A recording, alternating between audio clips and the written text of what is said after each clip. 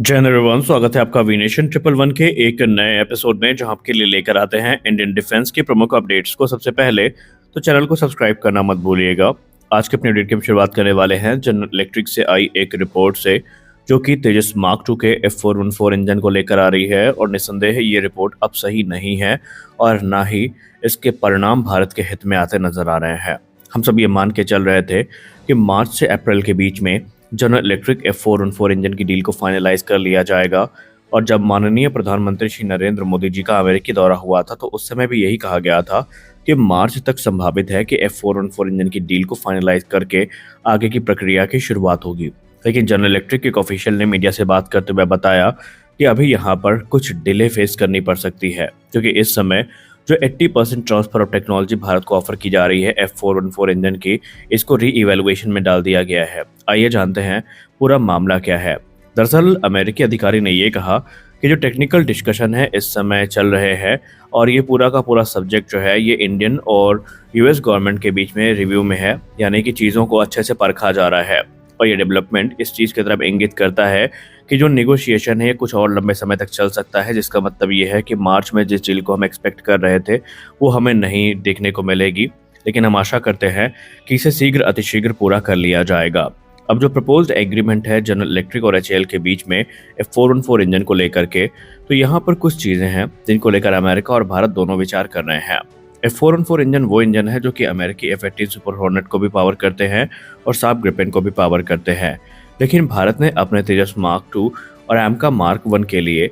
इनको सेलेक्ट किया है, जो कि 4.5 जनरेशन के एयरक्राफ्ट हैं। अब इसमें जनरल इलेक्ट्रिक की तरफ से अब तक की सबसे बड़ी TOT ऑफर करी गई है, जहां पर जनरल इलेक्ट्रिक इस डील के साथ 80% ट्रांसफर ऑफ टेक्नोलॉजी को ऐड कर रही है, जो हिंदुस्तान एरोनॉटिक्स लिमिटेड को अलाउ करने वाली है कि इंजन के कई क्रिटिकल कंपोनेंट्स जो हैं उनको डोमेस्टिकली भारत में बनाया जा सकेगा। और ऐसे में भारत की जो आत्मनिर्भरता की राह है उसमें जनरल इलेक्ट्रिक सहयोग करता नजर आ रहा है। लेकिन जनरल इलेक्ट्रिक के अधिकारी ने मीडिया से बात करते हुए कहा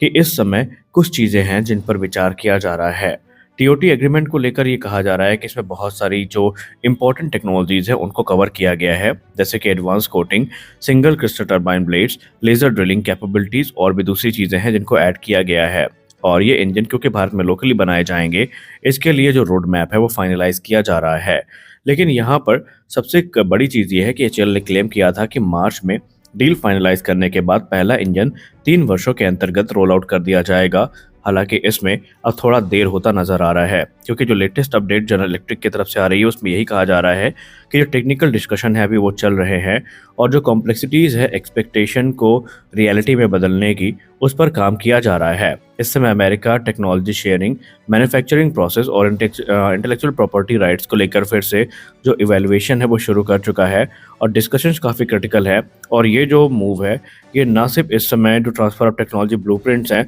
वो तैयार करने में महत्वपूर्ण होगा, बल्कि इसके अलावा ट्रेनिंग, टूलिंग और क्वालिटी एश्योरेंस प्रोटोकॉल जो है जो कि F414 इंजन से जुड़े हैं उनको लेकर के भी जो अमेरिका डिस्कशन है वो कर रहा है। इसके अलावा उन्होंने ये भी कहा कि अमेरिका और भारत दोनों सरकार इसको लेकर जो रिव्यू मीटिंग्स हैं वो आयोजित कर चुकी हैं, जहां पर एक और अनदर लेयर ऑफ डिले हमें देखने को मिली है। अब अमेरिका के अगर हम दृष्टिकोण से बात करें तो उन्होंने कहा कि अमेरिका का जो F414 इंजन है ये basically international traffic in arms regulation protocol के अंतर्गत आता है, और इसके लिए डिपार्टमेंट ऑफ कॉमर्स से जो है वो मंजूरी लेनी पड़ती है, और इसके अलावा जो कांग्रेस है उसकी मंजूरी भी चलती है। और यहाँ पर जो 80% ट्रांसफर ऑफ टेक्नोलॉजी हम ऑफर कर रहे हैं ये अब तक की सबसे बड़ी TOT ऑफर है जो कि अमेरिका ने अपने किसी एलाई को किया है, और इसीलिए अमेरिका जो रिस्क है इनको इवेलुएट कर रहा है, जहाँ पर अमेरिका को इस बात का डर सता रहा है कि कोई भी गलती अगर हुई तो इंजन को रिवर्स इंजीनियर किया जा सकता है, या फिर उनकी जो सीक्रेट प्रॉपर्टीज़ हैं वो कॉम्प्रोमाइज़ हो सकती हैं। वहीं इंडियन साइड में मिनिस्ट्री ऑफ डिफेंस और दूसरे स्टेक होल्डर्स जो है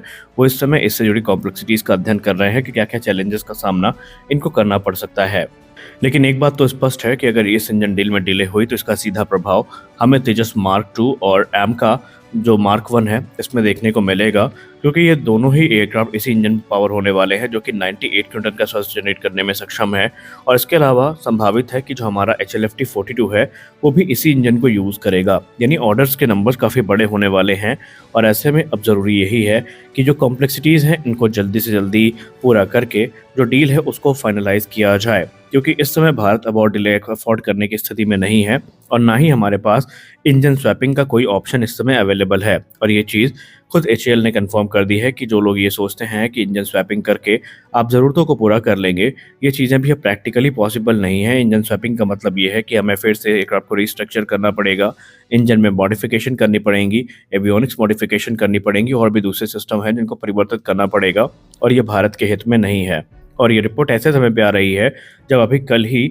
HAL के सोर्सेज ने ये बताया है कि जो तेजस मार्क 2 फाइटर एयरक्राफ्ट है ये 60% बन के तैयार है और अक्टूबर अंत तक इसको रोल आउट किए जाने की तैयारी शुरू कर दी जाएगी। उन्होंने कहा कि रेडार से लेकर के दूसरे एवियोनिक्स जो है वो अपने इंटीग्रेशन के अलग अलग स्टेजेस में है और एयरक्राफ्ट 2025 अक्टूबर तक बन के पूरी तरीके से तैयार हो जाएगा। नवंबर में इसके जो ग्राउंड रन टेस्ट हैं वो होंगे, उसके बाद लो स्पीड और हाई स्पीड टैक्सी ट्रायल्स को आयोजित किया जाएगा और मार्च 2026 में इसकी जो पहली उड़ान है वो बेंगलोर में आयोजित कर ली जाएगी। हालांकि इसके लिए कोई ग्रैंड सेरेमनी हमें देखने को नहीं मिलेगी, लेकिन इसके तुरंत बाद कहा जा रहा है कि जो एयरक्राफ्ट है इसको एरोनॉटिकल टेस्ट रेंज चित्रदुर्गा में मूव कर दिया जाएगा, जहां पर सिलसिलेवार टेस्टिंग से ये गुजरने वाला है। तो आज के इस वीडियो में बस इतना ही। मिलते हैं अगले वीडियो में कुछ और अपडेट्स के साथ, तब तक के लिए जय हिंद।